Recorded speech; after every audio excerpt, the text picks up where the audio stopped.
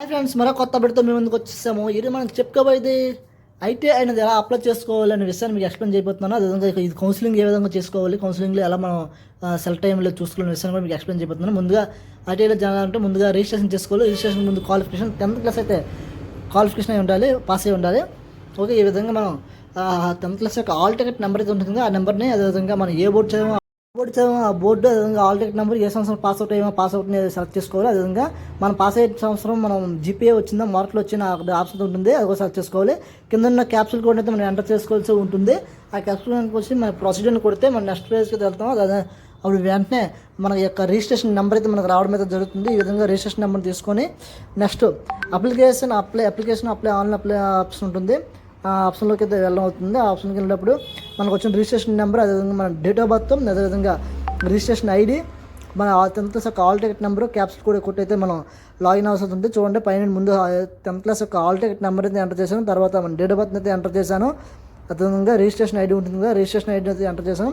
ఈ విధంగా నెక్స్ట్ పేజ్లోకి వెళ్తుంది. నెక్స్ట్ పేజ్లో మన ఫాదర్ నేమ్, మదర్ నేమ్, అదేవిధంగా మనకి కాంటాక్ట్ నెంబరు, అదేవిధంగా ఆధార్ కార్డ్ నెంబర్, మన ఏ క్యాస్ట్ అనేది ఉంటుంది, ఇవన్నీ మనం సెలెక్ట్ చేసుకోవాల్సి ఉంటుంది. అదేవిధంగా మనం ఫిజికల్ హ్యాండిక్యాప్డా కావాల్సిన ఆప్షన్ కూడా ఉంటుంది, అది కూడా సెలెక్ట్ చేసుకోవాలి. అదేవిధంగా ఎక్కడైతే మనం చూసుకోండి, ఇక్కడ మదర్ నేమ్ ఇవన్నీ ఎంటర్ చేస్తాం కదా, ఆల్మోస్ట్గా ఒకసారి ఎంటర్ చేసేటప్పుడు 10th క్లాస్ సర్టిఫికేట్లో ఏ విధంగా ఉందో, మన 10th క్లాస్ సర్టిఫికేట్లో ఏ విధంగా అయితే ఉందో ఆ విధంగా ఉందో లేదు చూసుకోవాలి.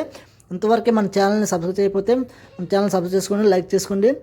అదేవిధంగా ఇది కౌన్సిలింగ్లో ఏ విధంగా మనం సెలెక్ట్ అవుతుండే విషయాన్ని కూడా మీకు ఈ వీడియోలో ఎక్స్ప్లెయిన్ చేయబోతున్నాను. అదేవిధంగా ఇక్కడ చూడండి, అడ్రస్ అయితే ఇవ్వాల్సి ఉంటుంది. అడ్రస్ ఇక్కడ ఇచ్చేస్తున్నాము. అదేవిధంగా లోకల్ నాన్ లోకల్ ఉంటుంది, అది కూడా సెలెక్ట్ చేసుకోవాలి. సెలెక్ట్ చేసుకున్న తర్వాత మన పిన్ కోడ్, మన ఆధార్ కార్డులో ఉన్న పిన్ కోడ్ అయితే ఇచ్చుకోవాల్సి ఉంటుంది. అదేవిధంగా ఈమెయిల్ ఐడి ఒకటి ఉంటుంది, ఈమెయిల్ ఐడి కూడా మనం ఇచ్చుకోవాలి. ప్రతి ఒక్కటి మనం ఫిల్ చేసింది 10th సర్టిఫికేట్లో ఉన్న విధంగా చూసుకోవాలి. ఏమైనా తప్పు ఉన్నది వెంటనే మార్చుకోండి, లేకపోతే ఎడిట్ ఆప్షన్ తర్వాత ఉంటుంది, అది కూడా మార్చుకోవచ్చు, పర్లేదు. అదేవిధంగా మన 10th సర్టిఫికేట్లో first language, second language, third language, first language అవన్నీ ఎన్ని మోడల్ వచ్చినాయని ఫిల్అప్ చేయాలి. మ్యాథ్స్, సైన్స్, సోషల్ స్టడీస్ టోటల్గా వచ్చిన మోడల్ సరిపోయేలో చూసుకోవాలి. చేసుకున్న తర్వాత కిందకి వెళ్ళిన తర్వాత లెఫ్ట్ సైడ్ మన పాస్పోర్ట్ అయితే ఉంటుంది. అప్డేట్ యొక్క పాస్పోర్ట్ అయితే మనం ఇవ్వాల్సి ఉంటుంది. అప్లికేషన్లో మనం ఏ పాస్పోర్ట్ ఇస్తామో ఆ పాస్పోర్ట్ మేబీ మన అయితే ఆల్ టికెట్లు అన్నింటిలో మ్యాక్సిమం వస్తుంది కాబట్టి మంచి ఫోటోని అప్లోడ్ చేసుకోవాలి. జేపీజీ మోడ్లో మాత్రమే ఫోటోని అయితే మనం అప్లోడ్ చేసుకోవాల్సి అయితే ఉంటుంది. చేసుకొని అప్లై నవ్ అని కొట్టి టర్మ్స్ అండ్ కండిషన్స్ ఓకే చేసి అప్లై నవ్ కొడతాము. కొట్టినట్లయితే మన రిజిస్ట్రేషన్ అయ్యి మనకు అప్లికేషన్ ఫామ్ అయితే వస్తుంది. అప్లికేషన్ ఫామ్ వచ్చిన తర్వాత కూడా మనకి ఏదైనా అప్లికేషన్లో ఏదైనా ఎడిట్ ఆప్షన్ ఉంటే ఎడిట్ అయితే మనం చేసుకోవడానికి అనుకూలంగా ఉంటుంది. తర్వాత ఎడిట్ ఆప్షన్లోకి వెళ్ళి మళ్ళీ మన already number, registration number, date of birth ఇవి కొట్టి క్యాప్సూల్ కొట్టి మళ్ళీ ఎడిట్ చేసుకోవచ్చు. అప్లికేషన్ సబ్మిట్ చేసిన తర్వాత మనకి కొన్ని రోజుల తర్వాత కౌన్సిలింగ్, ఫస్ట్ రౌండ్ కౌన్సిలింగ్ ఎప్పుడైనది మనం కాలేజీకి వెళ్ళి కొనుక్కోవచ్చు. అప్పుడు మన గవర్నమెంట్ ఐటీ కాలేజ్ ఎక్కడైతే ఉంటుందో ఆ కాలేజ్ దగ్గరికి వెళ్తే అక్కడ అన్ని ప్రైవేట్ కాలేజ్, గవర్నమెంట్ కాలేజ్ అన్నీ అక్కడే ఉంటాయి. మనకి వచ్చిన మార్కులు బట్టి మనకి ఏ గ్రూప్ వస్తుంది, ఏ కాలేజ్ వస్తుంది అనే విషయాన్ని అక్కడ మనకి ఫ్లో చార్ట్లో పెట్టడం అయితే దొరుకుతుంది. దాని ప్రకారంగా మనం అయితే సెలెక్ట్ చేసుకోవాలి. మనం నచ్చని గ్రూప్ వచ్చినట్లయితే ఆ గ్రూప్ వద్దనుకుని సెకండ్ రౌండ్ వరకు అయితే వెయిట్ చేస్తూ ఉంటుంది.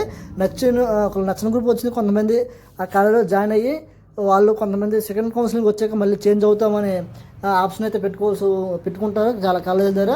అలా ఒప్పుకుంటే పెట్టుకోవచ్చు, లేకపోతే ఫస్ట్ రౌండ్కి వెళ్ళి ఆగిపోయి రాకపోతే సెకండ్ రౌండ్కి వెళ్ళాలి.